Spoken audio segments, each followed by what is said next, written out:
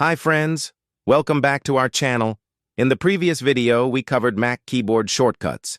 Today, we'll look at advanced browser shortcuts on Mac that work across Chrome, Safari, Edge, and Firefox. Command plus Shift plus N opens an incognito window. Command plus Option with left or right arrow switches between tabs. Command plus numbers 1 to 8 jumps to a specific tab, and Command plus 9 opens the last tab.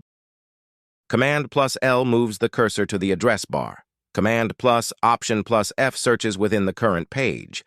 Command plus Enter quickly completes and opens a website, finds text on a page. Command plus plus or minus zooms in or out. Command plus 0 resets the zoom level. Command plus Y opens browser history. Command plus Option plus L opens downloads.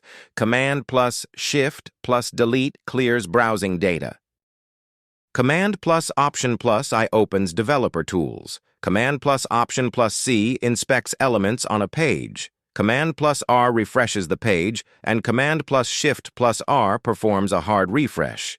Using browser shortcuts daily can save a huge amount of time. Like, comment, and share if this video helped you. Subscribe for more useful tech tips. Thanks for watching, and have a great day.